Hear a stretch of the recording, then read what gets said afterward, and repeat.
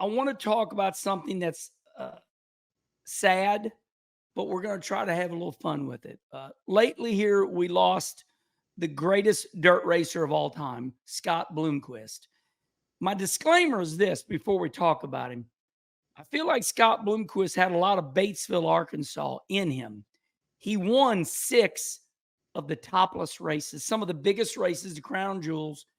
He won 6 topless races, meaning the top comes off the car. You can see the driver. He won 6 of them at your home track, Batesville. He became friends with one of your best friends, Larry Shaw. And let's go way back, Mark. Down there in Batesville, your track, they said, we're going to pay $100,000 to win a modified race. Well, your buddy Larry Shaw built this car, and there are stories galore. But Bloomer helped reinvent this car, and he won the race. What do you know about Scott Bloomquist and that whole Batesville, Arkansas story?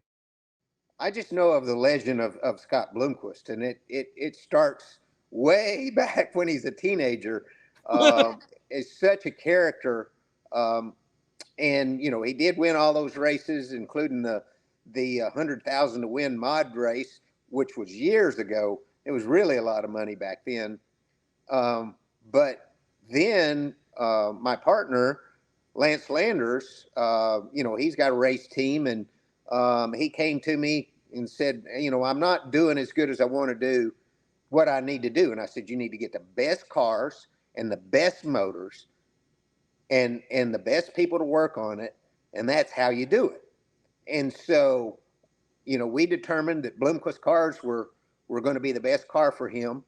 And so I went with him to Scott's shop, and Wow. Scott's he's quite a character. He we're supposed to meet him in the morning. He comes in about noon, comes in the shop. We're sitting in the shop waiting for him, and he says hi, and he says, I got to go make me a drink. He goes and makes him a drink. Crown Royal. Yeah, and comes back and sits down, and we make a plan, and so Lance runs these cars for a year, and so I go to some of the races and talk to Scott and stuff. So I have had a little bit of a closer time with him through that, and I just think that he's one of those guys that was so smart. He was brilliant guy. And some of those, if you notice, a lot of people through the years, through the history, that are just insanely brilliant, also are troubled to some degree. Yes. Or have some issues. Like Randy Sweet's one, I can't preach enough to people what, a genius Randy Sweet was.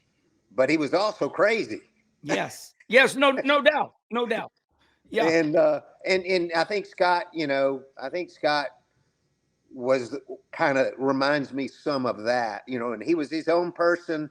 He was the best thing that ever happened to late model dirt racing. He was the Dale Earnhardt in the face forever. And he just, he ran into some tougher times the last several years. But when Lance was running his car, Scott was still winning big time.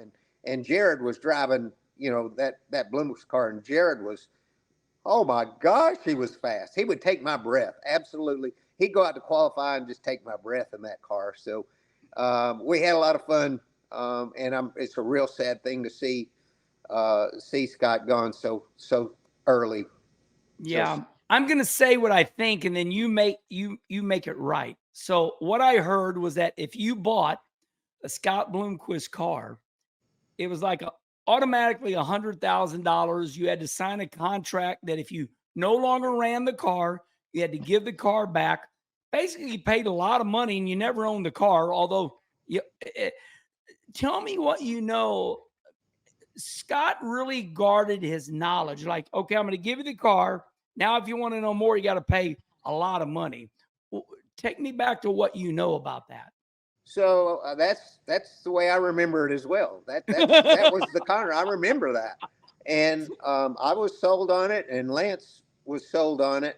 And so we entered into it, and I don't think he ever regretted it. He had rocket ships for cars, and Scott, I mean, he was real. I mean, he twisted his cars. He knew when it was in the fixture in the jig. He knew how much he wanted. He didn't want it too stiff. He wanted it just so. He knew about the seal that went into the car. I mean, it was like insane, the detail that he knew about these cars, and he didn't want that stuff out there. And he did share information with, I say us, with Lance and Jared and Jason. Durham was working on the car then, was like the crew chief of the car, and they did share information. He was good. He made it good. And Jared, at times was faster than Bloomer. Yeah. Bloomer had a little bit better racecraft because of all of his experience, but Jared would take your breath away in that car, man. He was fast. I remember. Well, what a sad time, and I want to end like this on Bloomer. I want to say this, and I want you to comment. You and I are of age now. I'm going to be 61 Friday, and you're just a couple years older than me. In my lifetime, whether it's an Elon Musk or an Einstein or a Scott Bloomquist, when those type of people talk, it's like, what are they saying? It's like they're so different. It's like I can't even, like, where are you going? It's strange. Like, it's like, do you know? Comment on what I'm trying to say. Well, I know what you're saying. Some of it sounds insanity, but gibberish, like. but yeah, but sometimes there's some knowledge in there that you don't pick up because you're thinking that this is some of that insanity coming out. But a lot of times with Scott, if you listen to the context of the whole thing, there would be a lesson in it, or there would be wisdom in it. And there people that are, I mean, you and I are not that smart, so we're pretty easy to follow. But some people that are really, really brilliant aren't as easy to follow. Well, what I find is that when you ask an incredibly brilliant person, and I'm using the word brilliant, not smart. When I ask a brilliant person a question, they never answer the question right away. They go back with some psychology lesson. Then they get, like you say, you got to listen from the beginning. It is interesting. Yeah. And that's not easy for you or I, because we like to move fast. So I'm like, we don't want to sit and listen to the psychology part of it.